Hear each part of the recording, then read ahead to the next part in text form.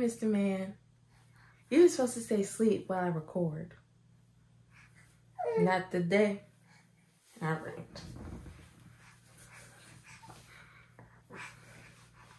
Oh, I guess I should introduce you. Hello, Curl Royalty. Good morning. It's morning time for me. I was trying to be slick and record this video before my kids woke up, but one of them, named King Hezekiah, decided I ought to include him in this one. So, today's video, I want to get into 10 tips that helped me break through about 3 hair growth plateaus along the way. So for those who don't know and haven't seen, my first video, my hair is at, okay.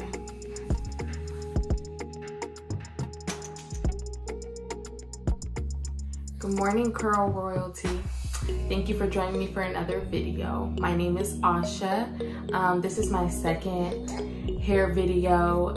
I have a lifestyle and faith channel called Raising Hosanna, but I had to start this channel because I love all things hair, and my friends, family, husband are tired of me always talking hair with them. So I figured I might as well find a more appreciative audience for these topics. In today's video, we're eating so loud. In today's video, I wanted to discuss 10 tips that helped me get through 3 hair growth plateaus that I ran into on my journey to hip length hair. I should also mention that I'm really trying to get like butt length all the way to like the bottom of my cheek, if not knee length hair, because I want my hair to be in a stretch style like this all the way down to my hip. Right now it is currently to like the bottom of my rib cage. At least that's my next goal. We'll see when I get there if that's still my goal or if enough is enough, okay? So I do have notes down here, so if I'm looking down, I'm just trying to keep myself on track so I'm not rambling, which I am great at. All right, let's get into it. Number 1, check your moisture. The thing that I had wrong about moisture is I was constantly trying to put moisture in and not focus enough on keeping it in. I was not over moisturizing my hair, but I was causing myself to over manage and manipulate my hair, trying to keep it moisturized versus keeping it moisturized, doing styles, or using products that would keep it moisturized. Okay, and that kind of looks like wearing braids, wearing twists, wearing headscarves, or head wraps and things like that, keeping the moisture versus always trying to apply more moisture. It just gets redundant and works against growing your hair when you're always in your hair. Even your hands zap away moisture.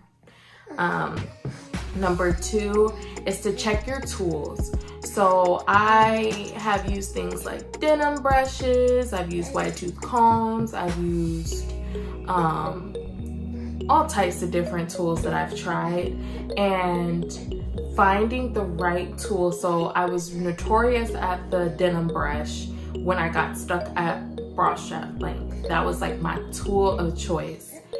For me, I can't speak to anyone else or their hair experience. For me, the denim brush caused way too much shed and breakage. So the thickness that I wanted about my hair, I wasn't able to achieve it. And even the length of it, I wasn't able to achieve it because it wasn't fitting my current lifestyle. So I want to mention also that there are other things that I've changed along the way. So who knows if the denim brush will work better now that I stay in stretch styles versus when I was using it all the time when I was in wash and goes. Wash and goes are probably more the culprit of my plateau than the tulle. But I was still able to get from bra strap down to waist length by moving away from denim brushes and going into more of just wide tooth combs and finger detangling. Once I got to waist length, trying to get to hip length, I reduced how often I was using a comb. So I was using a comb every week or every 2 weeks, depending on what I was able to keep up with at the time. And then I now currently use the comb once a month for one of my wash days. Okay, number 3 is check your products. So for me, my hair responded best with aloe vera juice, the best aloe vera juice I could find, like the Lillian Desert aloe vera juice. It worked best with a really good shea butter versus a curling cream. A curling cream kind of went into my hair and then kind of evaporated out of my hair or dried down on my hair way too easily. So my hair would get more tangled, it would get, even if it's in braids, even if it's in twists, my hair didn't smooth out my hair shaft enough for my porosity. And I am low porosity, to my understanding. I haven't checked in a really long time, but everything's still working the same. So porosity for me, butters, like a thick butter and bring my hair down works best.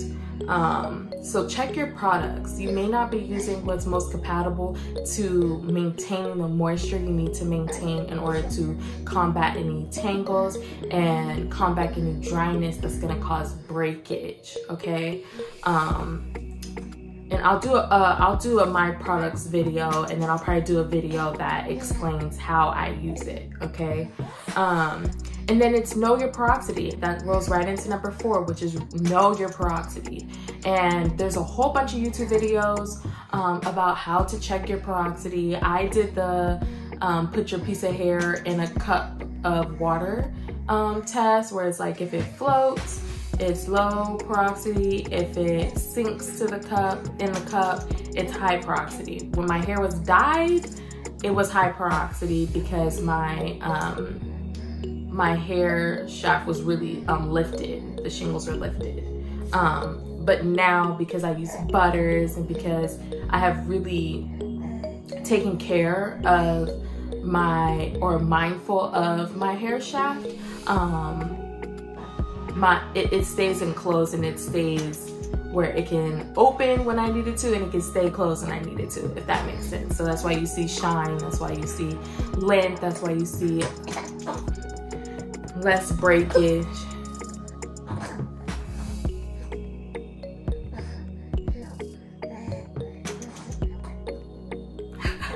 You're such a loud eater. Okay, I'll touch on products a little bit more.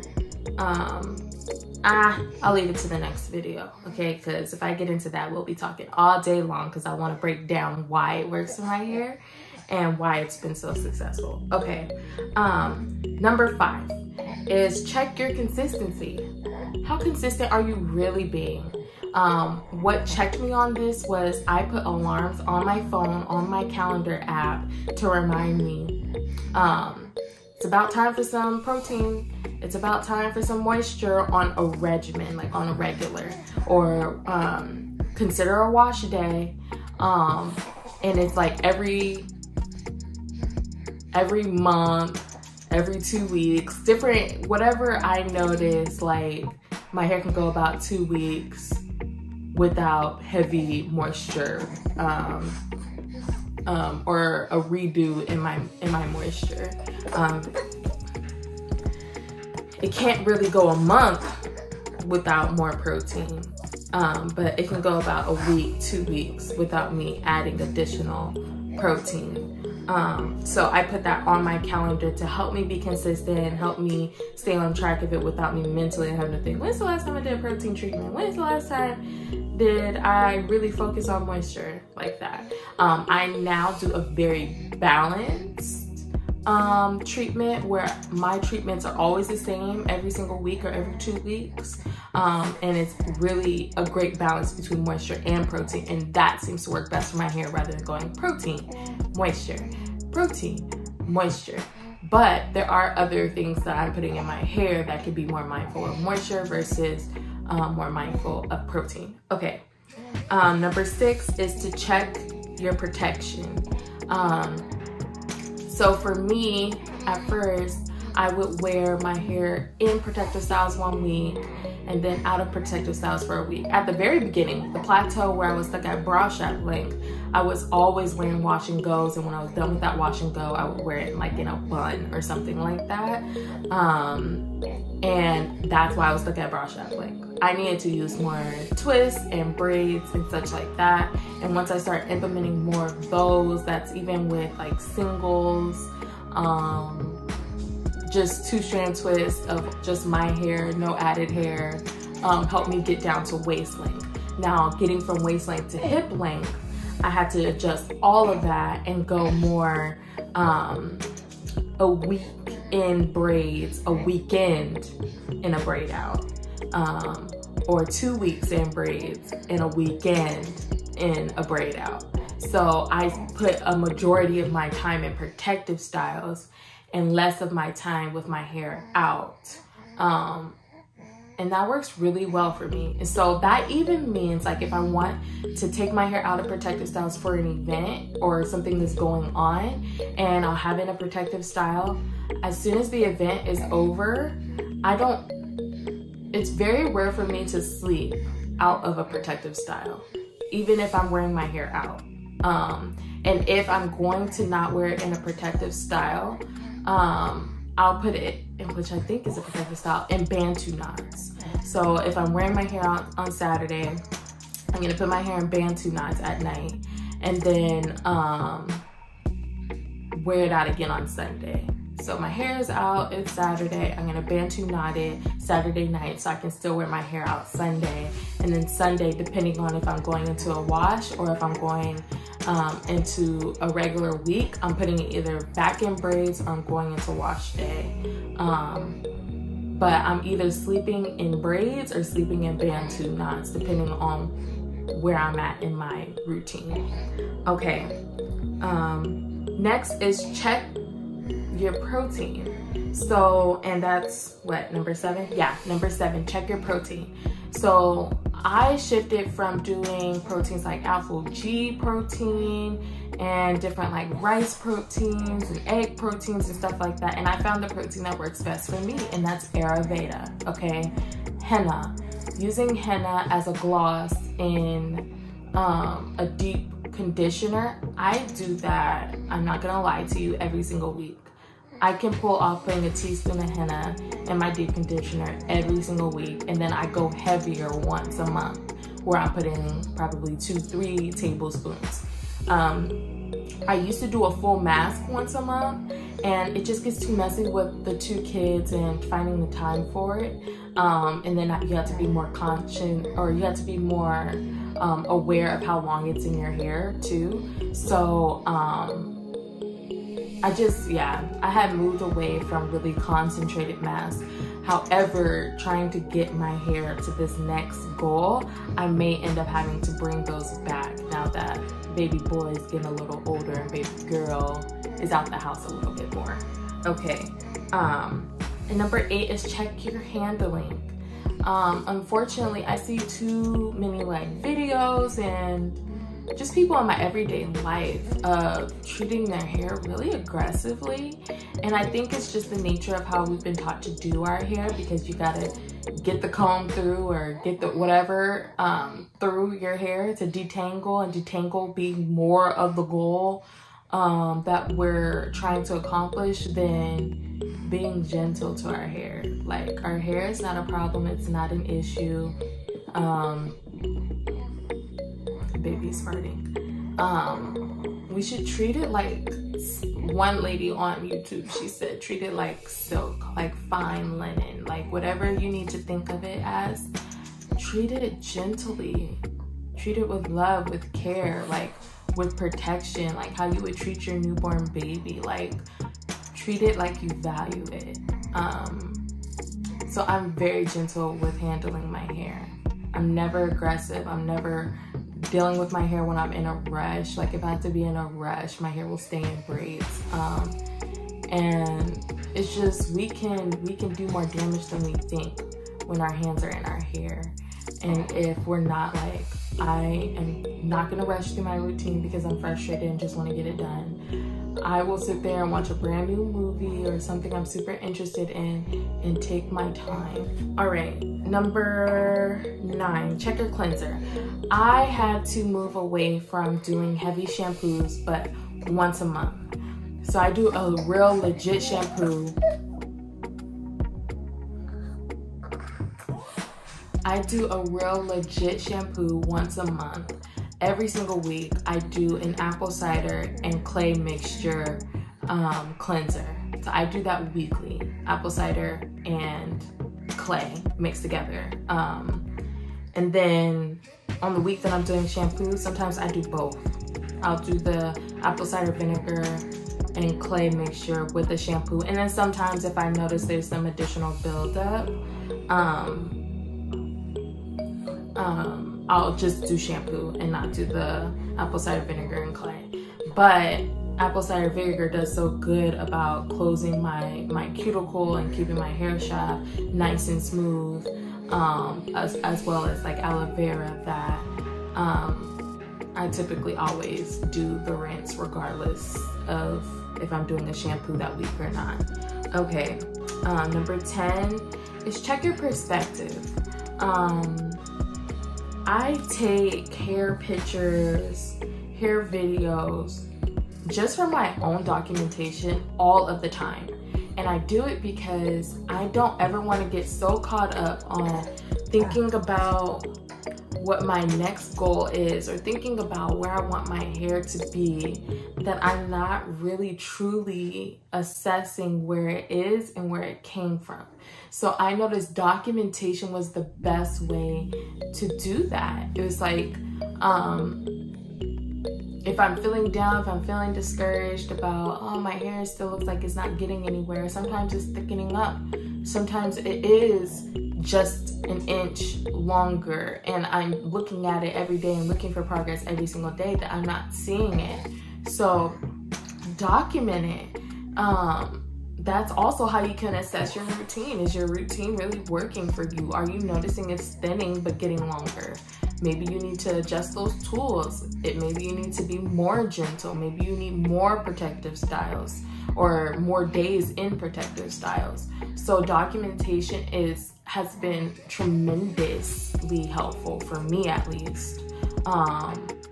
So yeah, I'm gonna leave it at those 10. If you have any questions about the 10 things that I mentioned, I know I was kind of general on how I covered them, and that's because I could go on for days about hair, and I can get into each individual one and what I specifically do in each category. All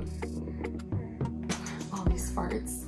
In each category in another video. But first, let me know what is most pressing and concerning for you when it comes to your hair, and I can focus on those things first, okay?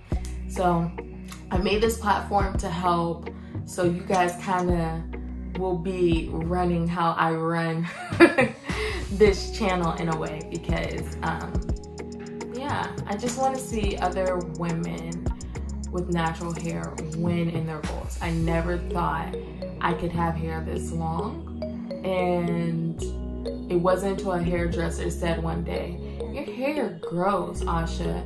If you would just like detangle it, or if you would just, I can't remember what exactly she said. I think it was just detangle it. If you would just detangle it more, your hair would be longer than your mom's weave. She said that and I was like, girl.